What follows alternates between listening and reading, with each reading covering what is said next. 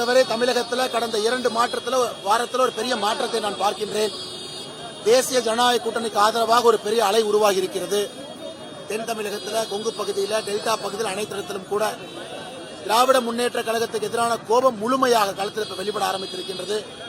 அதுவும் நம்முடைய பெண்கள், சகோதரிகள், தாய்மார்கள் பாராளுமன்றத்தில் 33% இடஒதுக்கீடு இருக்கக்கூடிய காங்கிரஸ் திராவிட முன்னேற்றத்துக்கு எளிதாக வாக்களிக்க போறாங்க. களம் சிறப்பாக இருக்கிறது. திராவிட முன்னேற்ற கழகம் வீழ்த்தப்பட வேண்டும் என்று மக்கள் நினைக்கின்றார்கள்.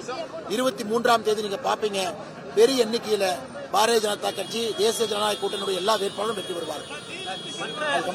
இந்தியா கூட்டணியில் இருக்கக்கூடிய பல்வேறு மாநில முதலமைச்சர்கள் ராகுல் காந்தி உட்பட எல்லாருமே இங்க வந்து பிரச்சாரம் பண்றாங்க.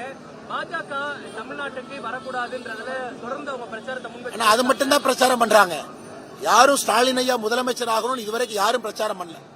அது ராகுல் காந்தி உட்பட எல்லோருமே பாஜக உள்ள வரக்கூடாதுன்னு பிரச்சாரம் பண்றாங்களோ தவிர 5 ஆண்டு காலம் திராவிட முன்னேற்ற கழகத்தினுடைய ஆட்சி சிறப்பா இருந்துச்சு, 5 ஆண்டு காலம் முதலமைச்சர் சிறப்பா இருந்தார், ஓட்டு போடுங்கன்னு யாரும் சொல்லல.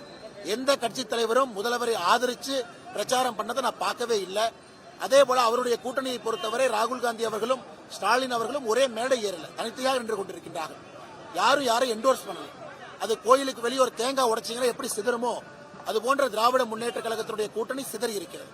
பாஜக தமிழ்நாட்டில் அதிமுக வெற்றி பெற்றால் அது பாஜகவினுடைய பினாமி ஆட்சியாக அது அவர்களுடைய பார்வை. 169 இடத்தில் நிற்கக்கூடிய அனைத்து இந்திய அண்ணா திராவிட முன்னேற்ற கழகம் எப்படி பினாமி ஆட்சியாக இருக்கும்? 32 இடத்துல பாரதிய ஜனதா கட்சி நிற்குது, கூட்டணி கட்சிகள் இருக்குது. இதெல்லாம் தேவையில்லாத ஒரு வதந்தியை பரப்பிக் கொண்டிருக்கின்றார்கள்.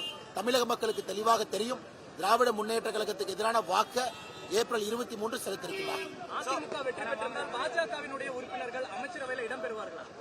அண்ணா, இன்னைக்கு மிக தெளிவாக எல்லோரும் வெற்றி பெறப் போகின்றோம். இது என்னை பொறுத்தவரை இந்த நேரத்தில் தேவையில்லாத கேள்வி. அண்ணன் எடப்பாடி பழனிசாமி அவர்கள் தமிழகத்தினுடைய முதலமைச்சராக மே 4க்கு பிறகு பொறுப்பேற்பார்.